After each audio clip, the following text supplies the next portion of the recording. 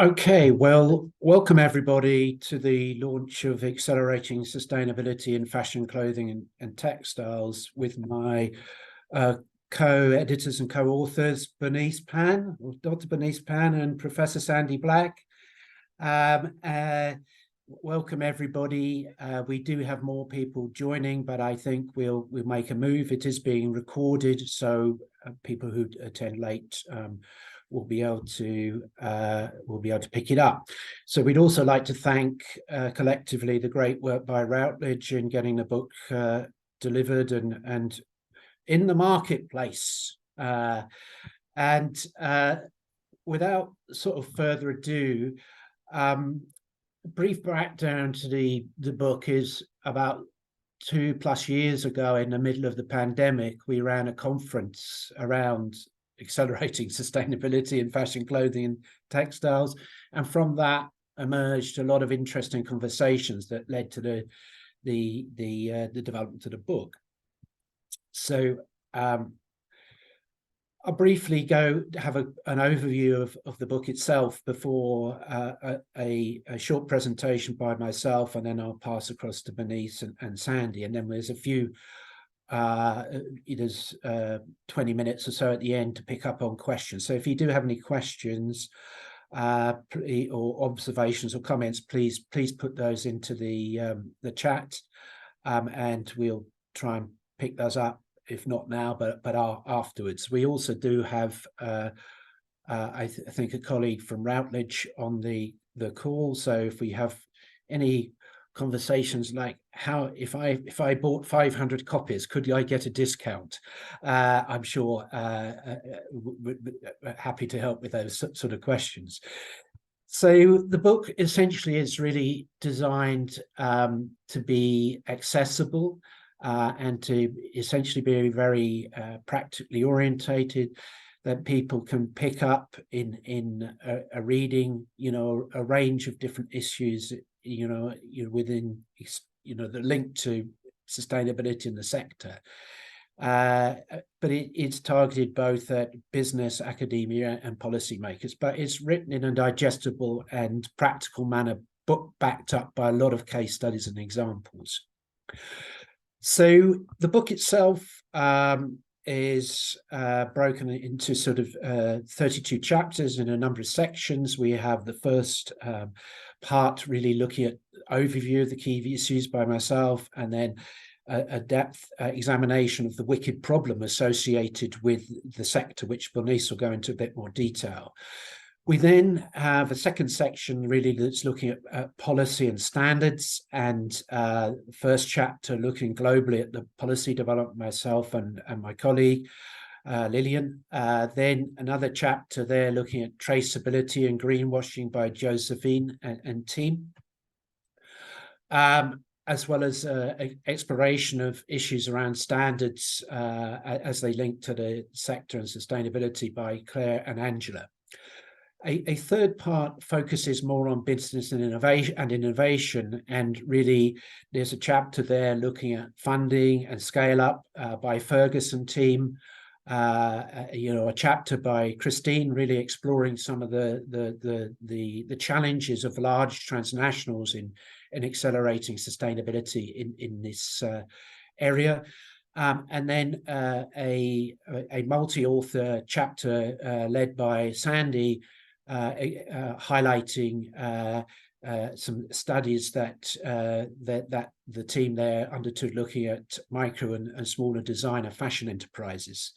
This is then followed up by a series of custom written chapters around design entrepreneurs in this sector who are trying to make a difference, or who are making a difference, and that includes chapters on Deserto, Deploy, To Be Frank, Mud Jeans, and SXD. I have great problems saying that I don't know why. This is then followed by another section covering consumers, culture and ecosystems, with a forward-looking chapter by Rebecca Early on clothing in 2050, Consumer Activism by Oliver and Helena at Consumer International. Then a chapter, exploring some of the consumer linkages, also to consumers in different areas, but also the craft sector. And this was sort of an element of this book, and it brought unusual combinations of authors together, which produced some sort of interesting outputs. There are then a couple of chapters really explored by Elizabeth and Miguel Angel, exploring issues to do with culture and indigenous, knowledge in the sector. And the final couple of sections really focus particularly on circular economy, where we have Liz doing an overview of circular economy as it impacts on the textile and apparel sector, Jacqueline Kramer writing a chapter on new forms of governance in transition, bringing her wider knowledge there, and particularly featuring the Circular Textiles Valley project that she led. This is also then followed up by a chapter by Jan that builds on some of the work that was done in the Circular Textile Valley initiative. So we then have other chapters around biomimicry and biomaterials from Veronica, and on reuse and repair recycling from Young-Jung and team. This is followed up by chapters on education, looking at curriculum challenges by Christine and team, methodologies and tools by Ula, and then a case study on online tool teaching and learning techniques by Natasha. And finally, there's a chapter there on future and technology, with chapters looking forward on new materials from Itchin, and by Trevor on new technologies, Trevor and team there, and also on wearable tech, etc. by Gadzi. And finally, but not by no means least, a chapter looking at customized design and new technology from Elizabeth. And we concluded with a chapter from ourselves. So that's it in a nutshell. I was really nervous about trying to go through that so quickly, but I thought we should do it because it's important. It's not just the editors and the authors ourselves, but the other contributors, are important. So, short presentation by me. I really am going to try and keep this to 10 minutes. As I see it, we are on a fifth green consumer wave at the moment. This is not the first green consumer wave. First green consumer waves happened in the 60s, and I haven't got time to go into that, but I believe we're in a fifth green consumer wave, despite, the backlash that, perhaps is starting to emerge in some areas about low carbon futures. I think the scene is set. The fourth wave was driven by youth, and that is signaling something for the future. So the sector itself, it's a large sector, 3 trillion sector, fourth biggest industry sector in the world, 2% of GDP. So it's a large sector. A lot of outsourced production to South and Southeast Asia, still a lot of use of manual labor and machines rather than Industry 4.0 technologies. Very fragmented when we look at sustainability, multiple initiatives, a new initiative every day, it seems almost. How many of these are really having an impact? Very difficult to track. And we see, significant impacts across the board. And what I've found coming into the sector from dealing with multiple sectors over the years is it's quite difficult to get definitive data on a lot of things. So I have some figures, and I think Bernice has some figures, but somewhere between the two of us, we're probably about there.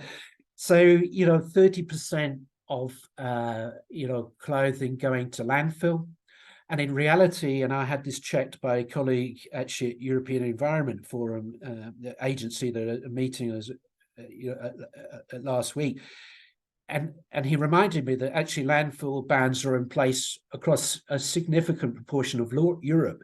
So the figures getting quoted on landfill must mean landfilled in Africa, in Southeast Asia, and in South America, and we've seen many of those pictures. So there is still, major waste across the board.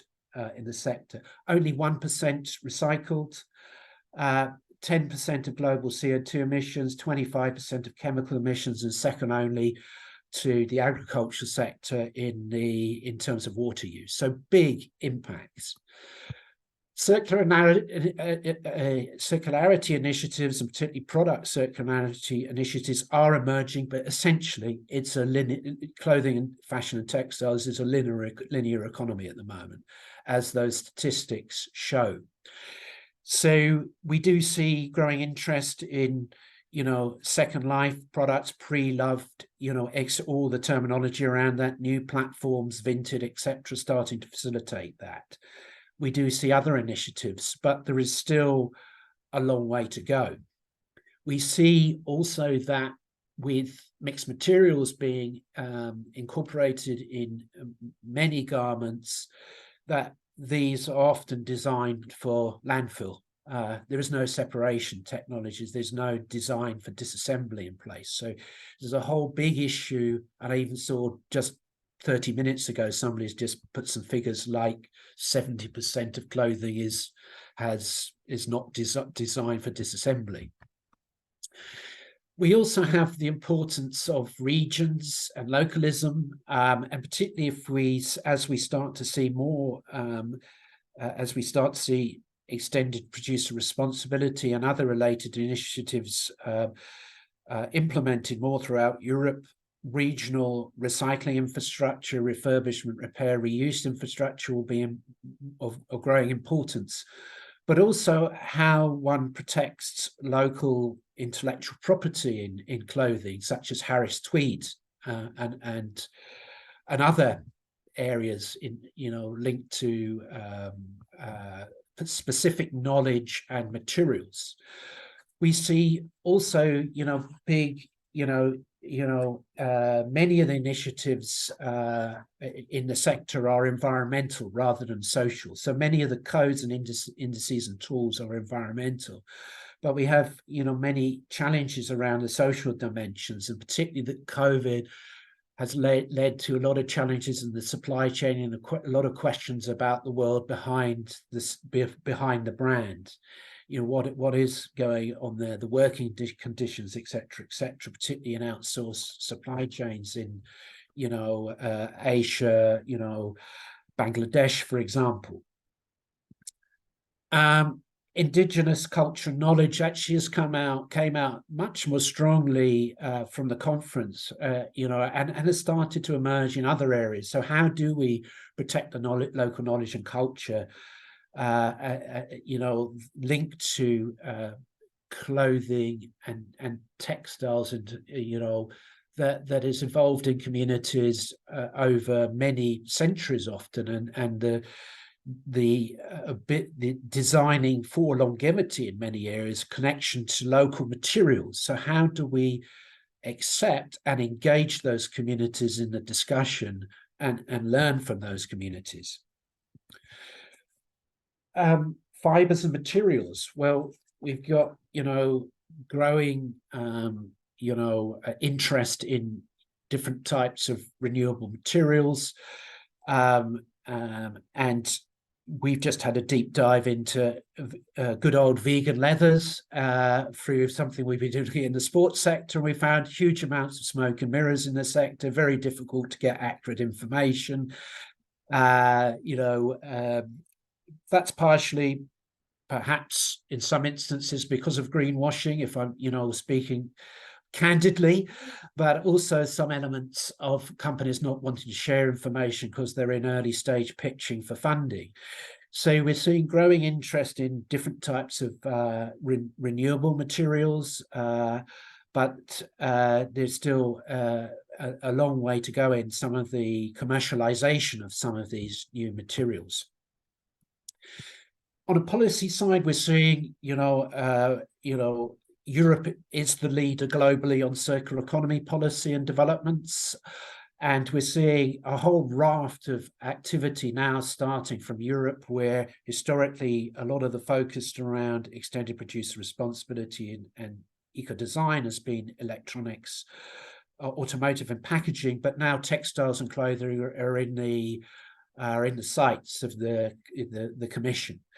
And we're seeing, highlighting in the Circular Economy Action Plan 2.0, the Eco-Design for Sustainable Products Initiative, the Waste Framework Directive, et cetera, et cetera. So there's a lot of policy developing.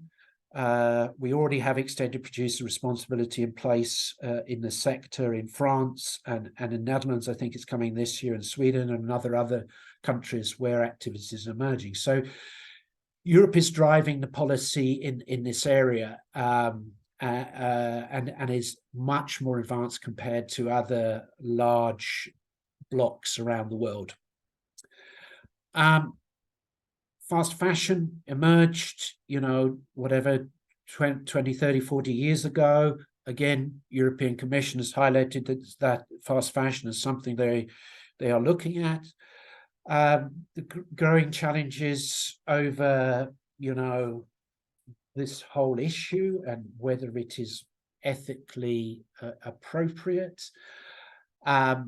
particularly in a sector where, fashion is important, habits and taste, etc.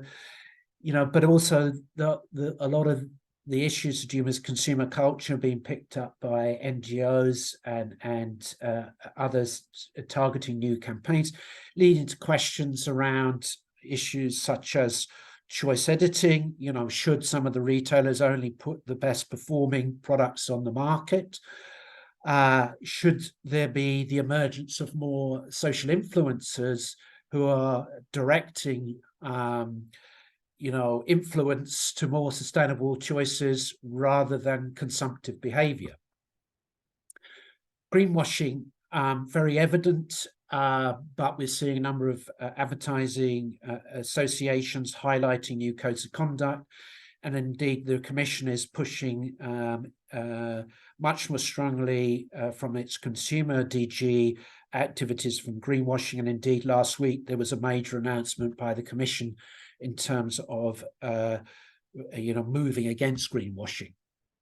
Transparency and traceability becoming growing importance with, for example, growing concerns about forced labor, in the cotton supply chain in China. Bans have come in places like the US, but then there's been studies done showing that even with those bans in place, still the cotton is coming into different places. So how do we actually trace these materials at a product level, at a materials level, etc.? Use of new technologies, RFID, etc. Because this is becoming increasingly important to some consumers and other stakeholders who are observing company behavior. So traceability and transparency. And we're starting to see a number of companies becoming increasingly transparent in terms of their social and environmental operations. And a case study in the book written by Sanley is on Mud Jeans, who've been exemplary in this. Digitalization, and I still have problems saying that word, but and digital fashion becoming growing important. But it's, magic comes at a price. It's still very emergent. There are, potential to switch from physical garments, but there is significant energy consumption and CO2 emissions associated with the rendering of digital fashion garments. And this is an area which is not really well understood. And more work needs to be done understanding the broader impacts of this, going back to even things like server farms. But I haven't got time to go into that today. So just moving to the end very quickly, innovation, entrepreneurship.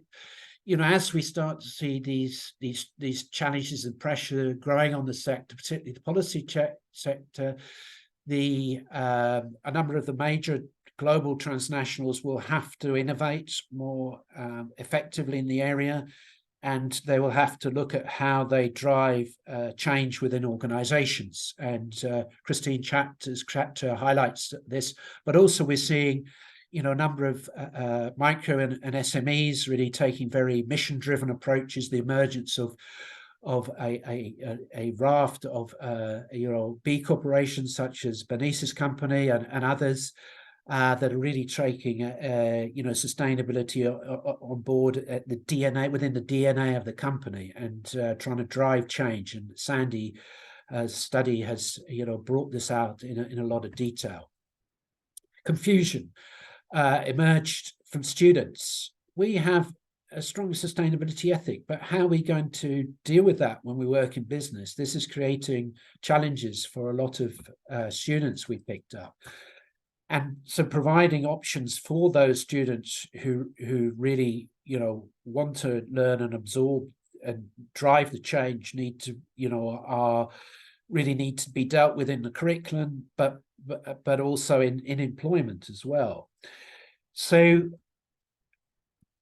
education, how do we bring these issues into the curriculum, from policy through to how you impact design and supply chains? But that's not just an issue for undergraduate, postgraduate, PhD education, but it's also true of business. Many of the tools that are out there for companies are way too advanced for where companies are in their journey, in their sustainability journey. Work across many years shows that actually many of the tools out there are very complex, particularly coming out of academia, but actually the need in business for much more simple but not simplistic tools to just help people who are not experts move forward. This is, the sort of a major challenge. But it also takes time to create change and to create those partnerships to bring in new perspectives.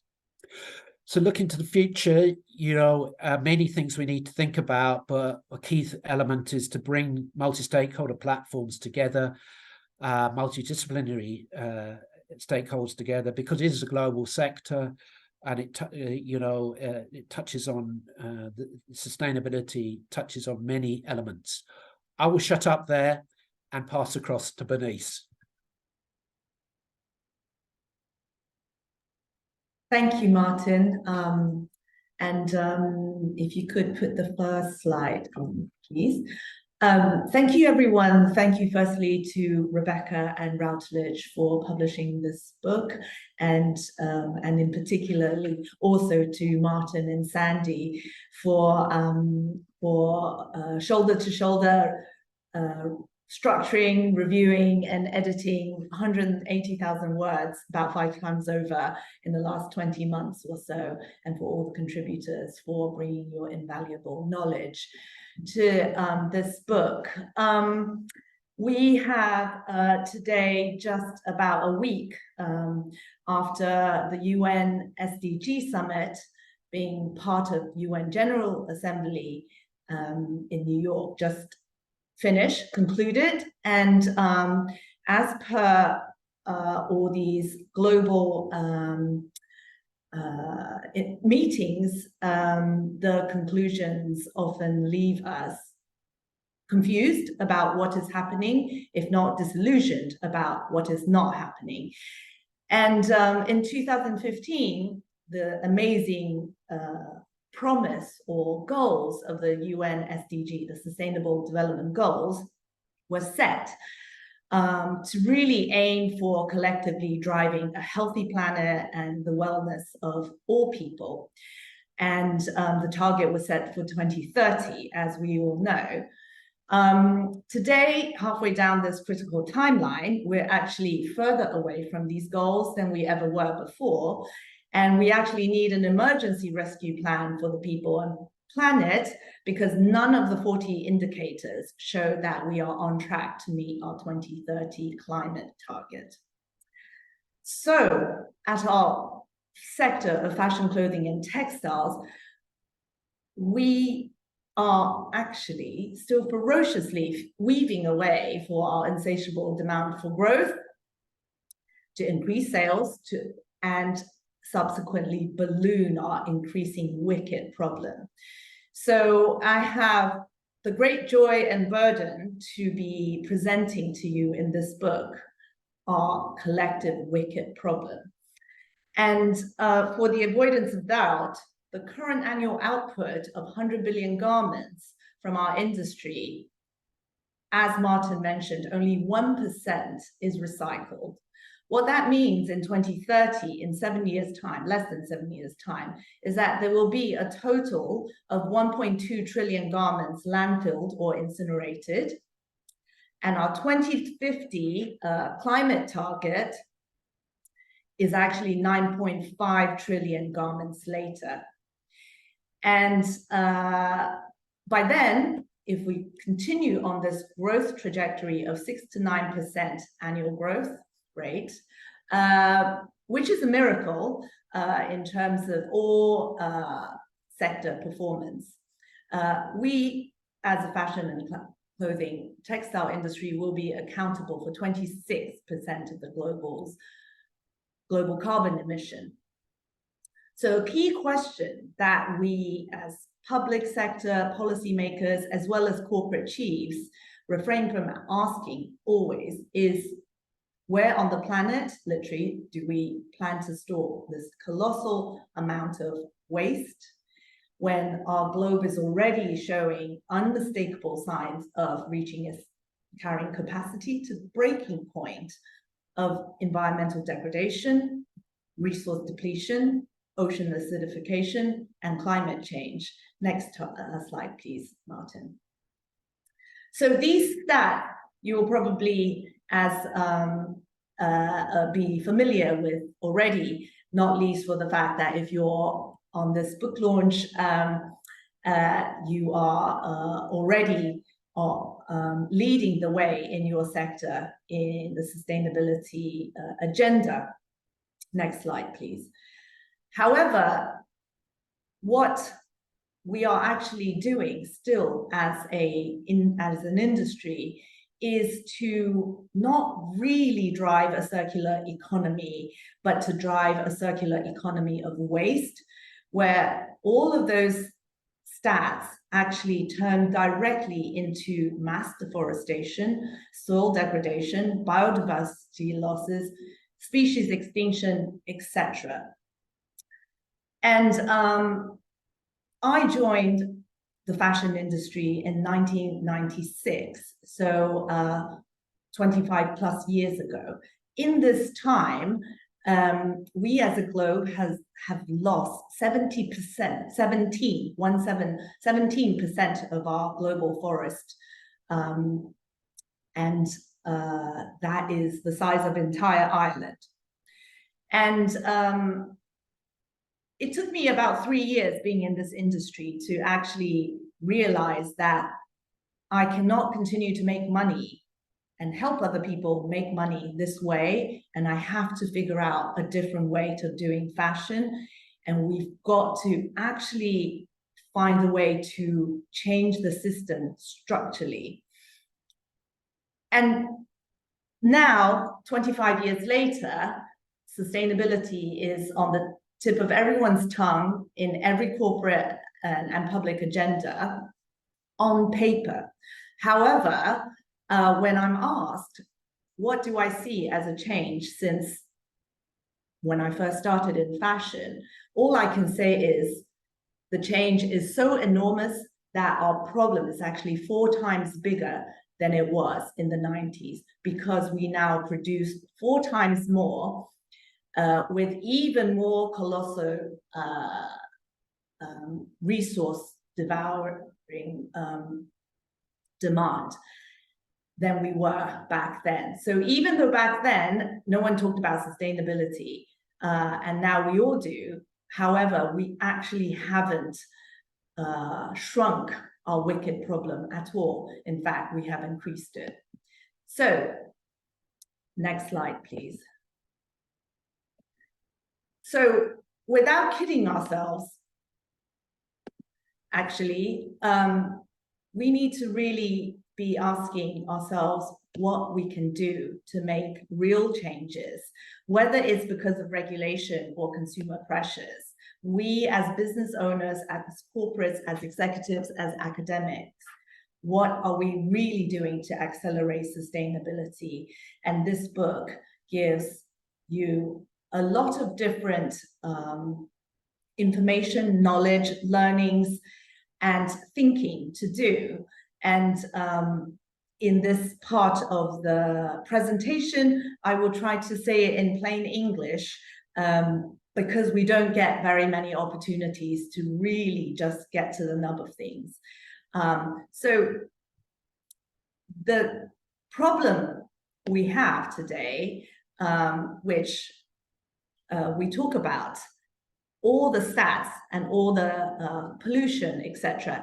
But really, the overconsumption is what we are avoiding, because we are still using a 20th century model to cram as much unit into the time and budget as possible. And with this system, it means that we are assuming resources are unlimited, whilst we now know that resources are absolutely limited and shrinking. Now, next slide, please.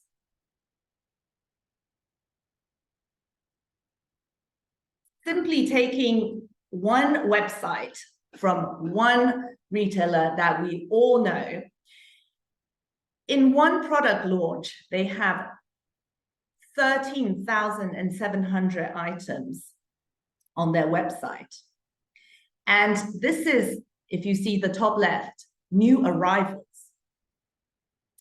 And we now not only continue to just believe in more is more, and more is growth, and more is better, we actually have adopted the language of sustainability and circularity to kid ourselves as well as our customers about the fact that we're doing good for people and good for planet. And this is a literal campaign tagline. And so I look a bit further into this website and look for the sustainable products category. There are 29 items out of 13,710, of which they use 15% recycled cotton. That means 0.0003% of this output is vaguely sustainable. Nevertheless, completely biodegradable because they are all blends. Next slide, please. And the reason why we can all afford to be buying things at this rate is because we as an industry have really meticulously created this value distortion system to make things as cheap as possible, which is actually against any free trade modern economy principles, in that in the last 30 years, the average inflation rate is 3.2%. So everything is more expensive than it was. However, clothing is a seventh of what it used to be in terms of if you bought something like for like in the 90s and now. Next slide, please. So whilst we are busy producing all of this, we are actually value destructing as opposed to value generating or creating, because all of this resource, natural limited resources that are precious, that are near extinct, are being burnt away via garments in a flash of 3 to 5 wear per garment before they get thrown away. Next slide, please. So the trouble is that in our industry, an actual traditional industry, everything is based on cost of goods. Revenues are generated on cost of goods and margins based on cost of goods. Really, in a piece of clothing, it is material plus labor.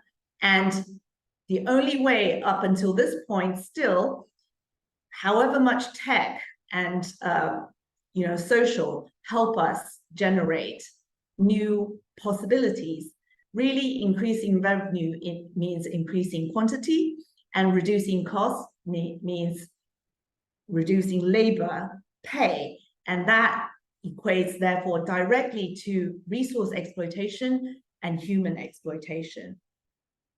Next slide, please. So in the nub of things, we actually need to completely be changing our mindset for consumerism into a new business paradigm of valuism, where we rethink how people are distinct and dignified, and how time is expansive and linear, in that we cannot turn time into a circular model. We have to turn our resources into a circular model. Next slide, please. So we actually have no time to U-turn, because every single garment that we produce in our industry will live longer in the soils than our own grave and bodily time on Earth. And so in order to really accelerate sustainability, whether this is on a policy level or on a company level, we need to really be starting from accurate data collection and then unify our measuring standards. We don't need to wait until another company does the same. We can actually do that ourselves, each as a company. And mandatory information disclosure, this has to come from government, Companies House, HMRC. We can't wait any longer to actually make environmental data the same requirements as annual accounts filing for information disclosure. And we need unified accreditation structure. Doesn't matter whether it's B Corp or whether it's ISO 9001. These standards have to be integrated, and institutions have to work collectively to help businesses actually comply, because it is true that it's confusing. Who do we go to and what do we comply with? And the comprehensive enforcement mechanism, again, governments have to actually start speeding up the progress of change. We don't need to wait until the EU Green Deal makes a change and tells us what might happen after the election next year. Every single country has to actually start the progress right now. Next slide, please. So to unlearn from consumerism is really the only way out of this wicked problem, because these sustainability transition guidelines to which governments and consultancies have to start implementing, and the PwCs and the KPMGs of this world are really starting to facilitate businesses to do so, but we're not doing it anywhere near fast enough compared to the growth and the depletion that we are creating in this world. So as I mentioned, sustainable accounting and financial reporting is critical, and investment in commercializable sustainable innovation is critical. 70 years after we know about the plastic problems, we still don't even have any viable plastic replacement to package everything we eat in the supermarket. And public and general education has to start rapidly from schools all the way to universities, from health clinics all the way to NHS, because this is as bad as smoking. And if we can actually all turn into non-smoking countries in 10 years, we can turn into more sustainable countries in 10 years. Next slide, please. So a quick example of how it's not just about doom and gloom, but it's actually about looking at this systemic problems, reading the world, and coming up with new solutions, which are actually prospects and opportunities where profits can actually equal to purpose, can actually equal to long-term sustainability. And in Deploy, which is the company I founded 16 years ago, in response to these problems, is really trying to design one garment where you can wear it in 3 to 5 different ways. And that way, by extracting the minimal resources, we can actually create the maximum variety, flexibility, and creativity, which means that we're not really jeopardizing our growth opportunity, but we are actually reducing our resource consumption. Next slide, please, by up to 80%.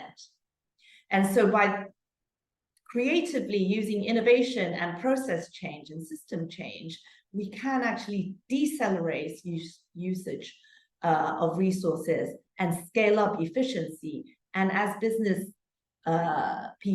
business professionals, we all know that higher efficiency directly equates to higher possibility for profitability. Next slide, please.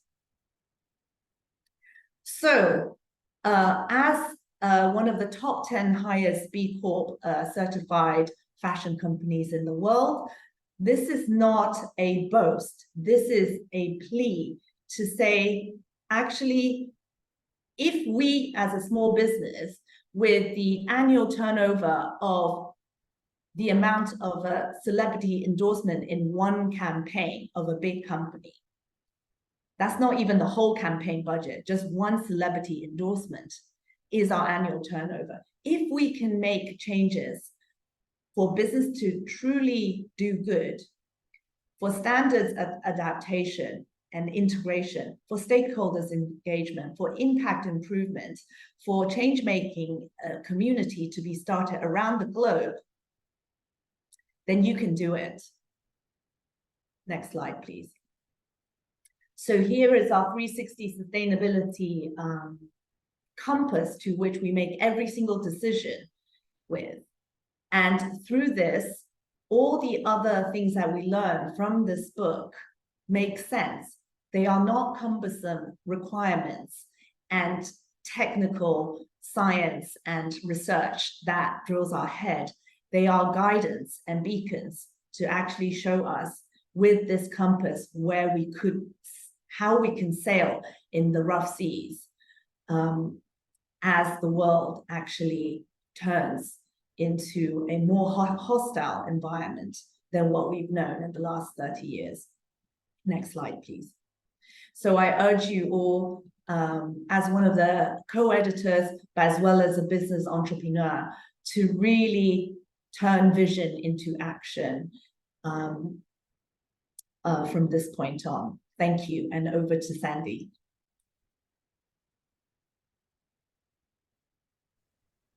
Thank you very much, Bernice, and I'd also like to echo thanks to Routledge for and the team for bringing this book together and all the contributors.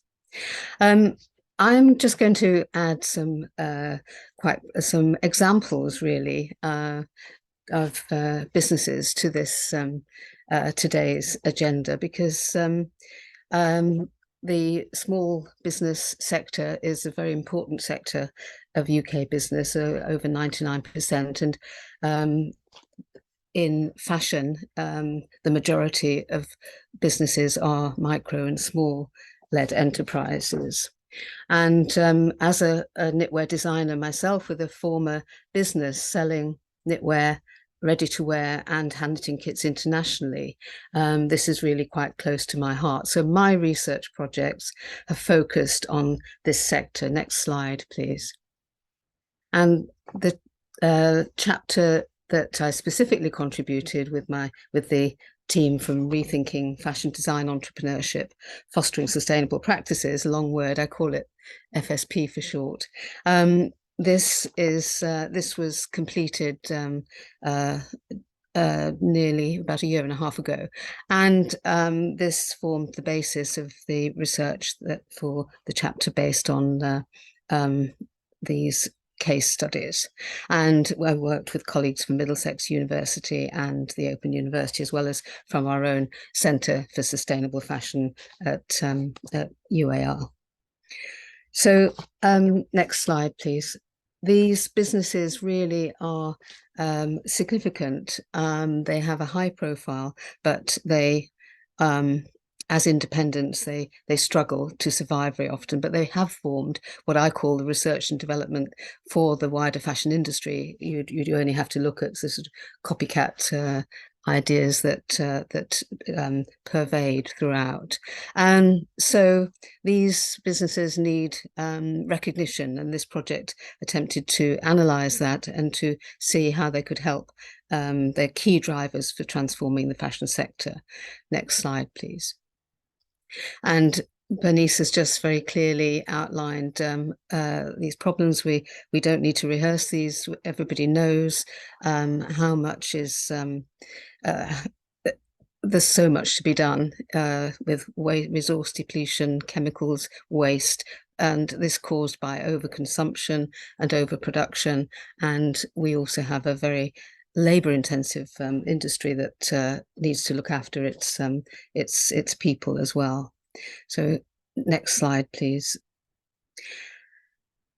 So with the project, we worked with initially about 50 different organisations, not just London-based, but wider afield, but a lot concentrated in London. And then we selected, we had a core group of 27, and these were, the majority of them were micro businesses, which, as you can see, is less than 9 employees, or up to 9 employees. And we had a range of different sectors that they were working with. And the next slide, please. We were looking particularly to analyze and look at their visions, values, creative processes, capabilities, their networks and collaborative ecosystems, and working practices, and also the trajectory from the beginning and their roles changed, and their work as entrepreneurs. So entrepreneurship was the focus, and the way that their business models might foster sustainable practices and the sort of support they might need. We had emerging themes, which I'll cover in some examples that I'm going to just show you as to the sort of businesses that we're talking about and the sort of examples they can tell. And because the project was halfway through, the pandemic started, we had to go online ourselves, and so digital technology became important. And often these were very agile and resilient companies. Not everybody survived, but a lot certainly adapted very well. Next slide, please. So these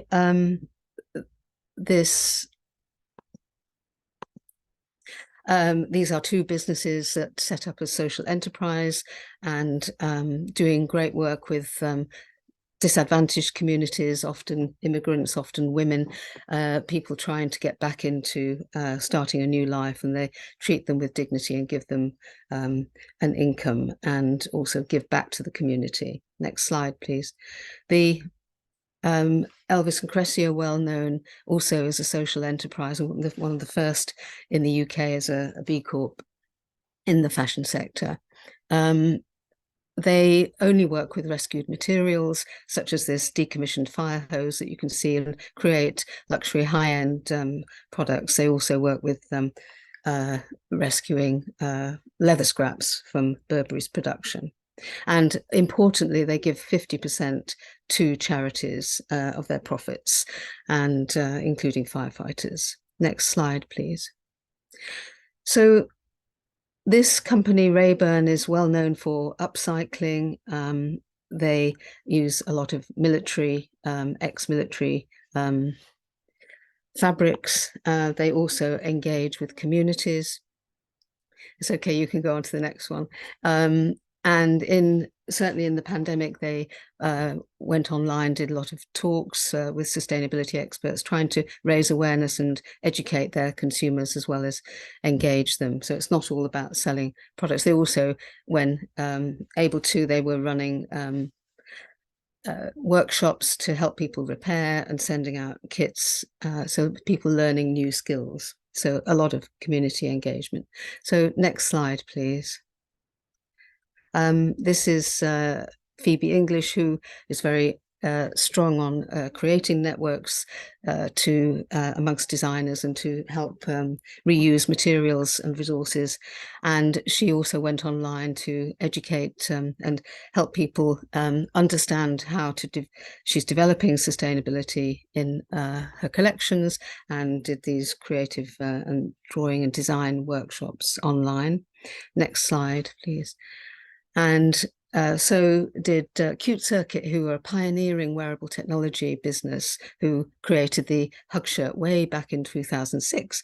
And they did weekly Instagram live projects during the pandemic, where they talked about their own processes and other businesses and materials and many, many things. So a lot of strong engagement, not about selling product, but about educating and engaging with their community. Next slide, please.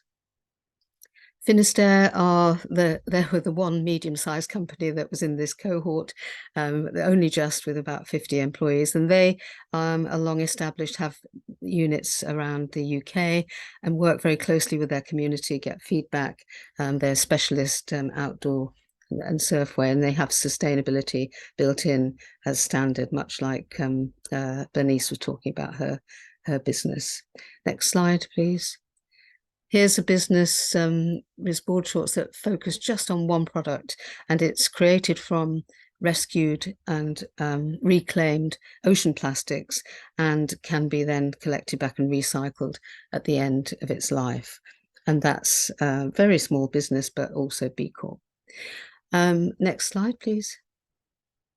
This company, Painter Jacket, do literally focus on one main product, the jacket, which they do. They put out in limited editions, so the batch just sells out, and then that's that until the next time. Work with one very good factory in Portugal. Next slide, please. An innovation in children's wear is Petite Plup company, which is about trying to reduce the waste in children's clothing. They grow out of it fast. So this is clothing that grows with the child due to pleating. And they also did a great line in face masks during the pandemic. Next slide, please. So thinking about digital technology, and new business models have been around. This business used to be New Wardrobe.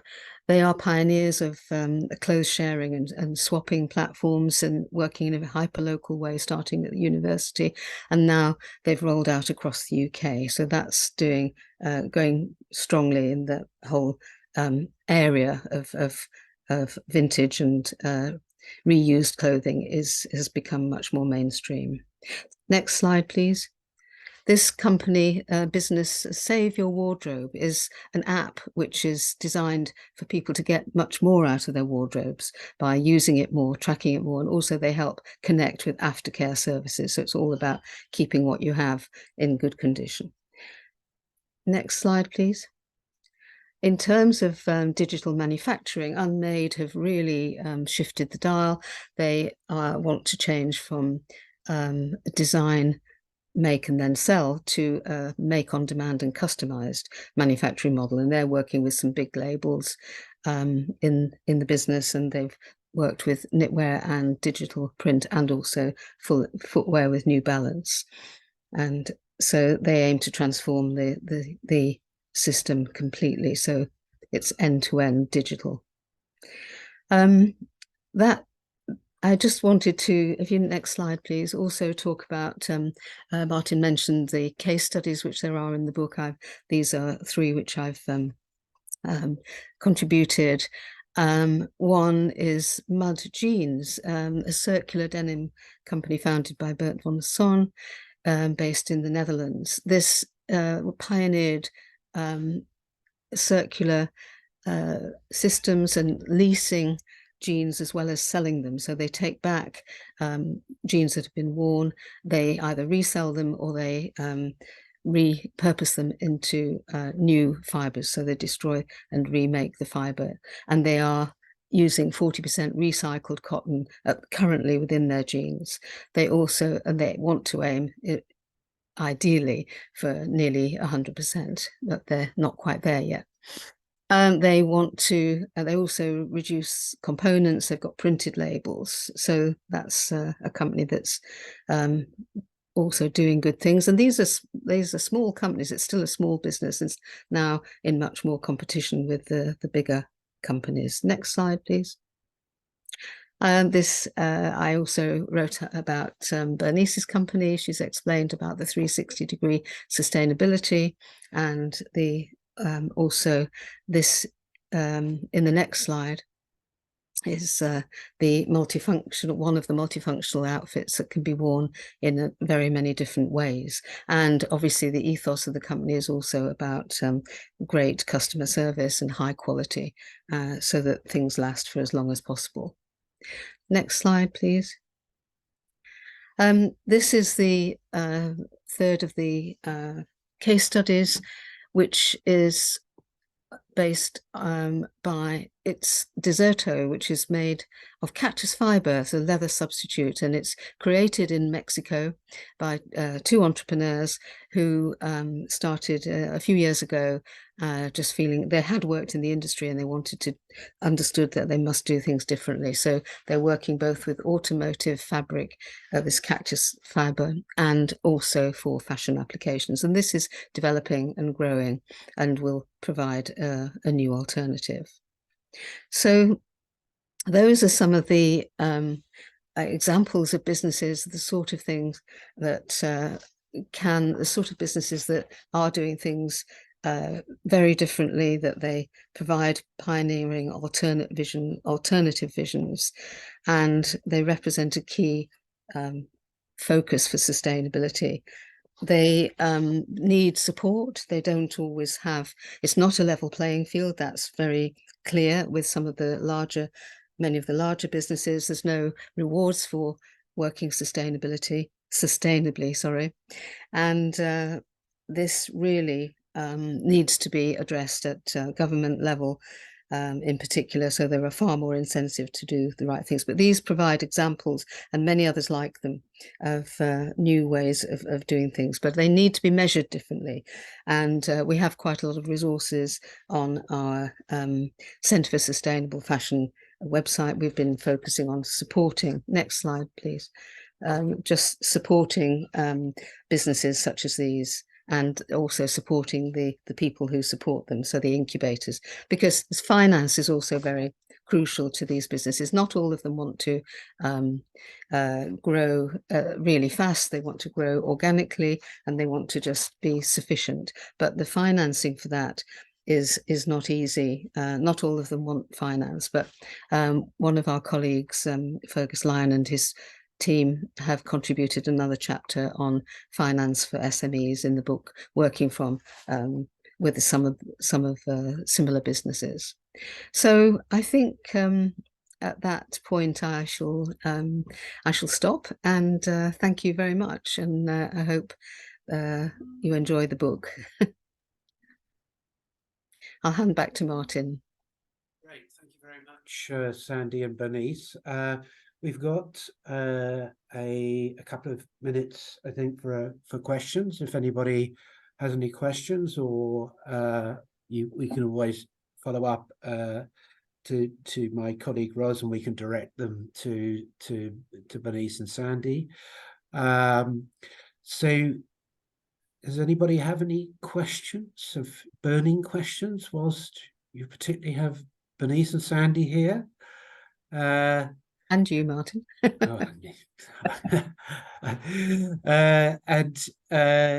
So I still see quite a lot of people still on the call, so I'm sure just on a numbers basis, somebody must have a burning question in their mind. They have an observation. Do they think that we missed something? There's something they disagreed with fervently, as there are examples that we didn't include, or is it all great presentations and thanks? There is one question from Charles earlier. Okay.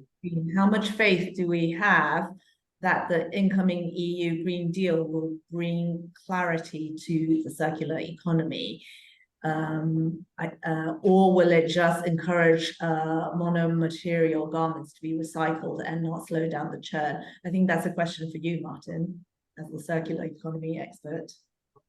I think Green Deal is quite a overarching, strategy from the Commission. I think the drivers will come more from the specific legislation, and I think, my comment is, for the moment, is the key change is the sector is now particularly in the crosshairs of the Commission.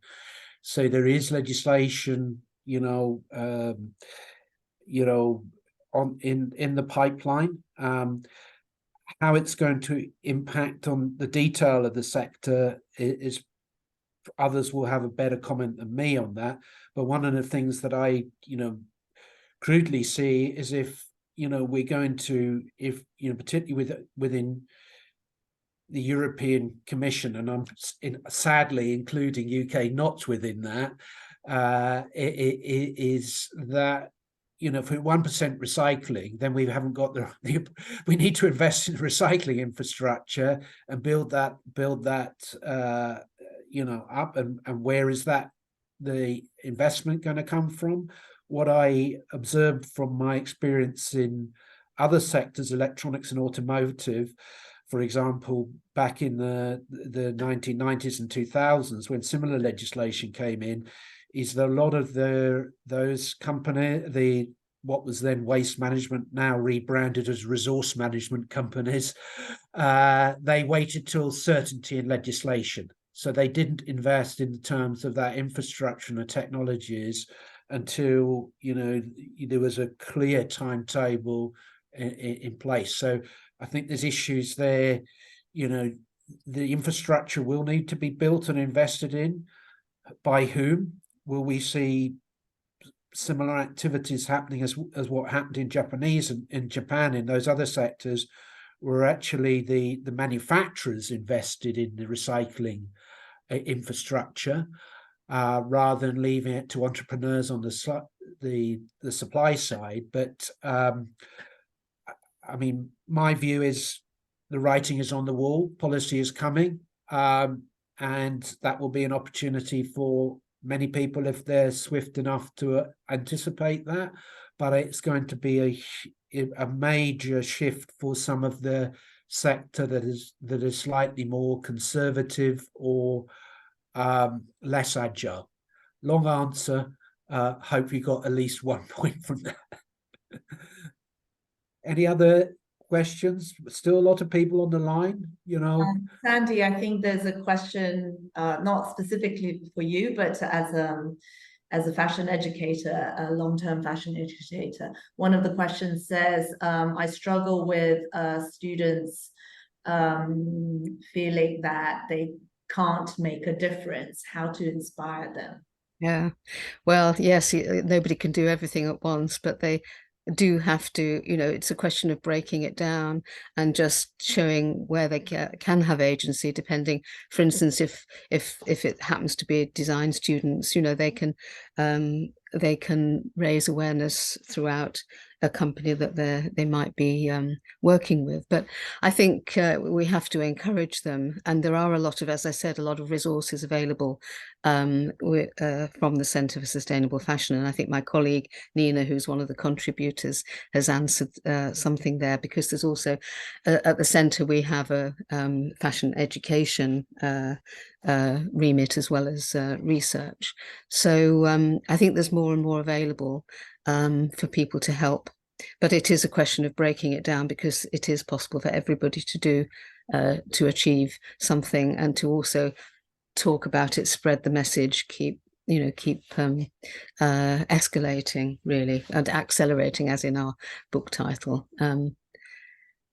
It's not, there's no one, nothing is simple. It is, we all realize how it is complex. Nothing is just a simple answer. People are journalists, maybe they've stopped doing it now. It's like the one thing we can do to be more sustainable, but actually it's a range of things. And you can start with what you consume and don't consume, and how long you keep things for. There's another question. Thanks for Bernice for reminding me that 17 points chats came up, is I struggle with students feeling so overwhelmed that they cannot make a difference. How to inspire them?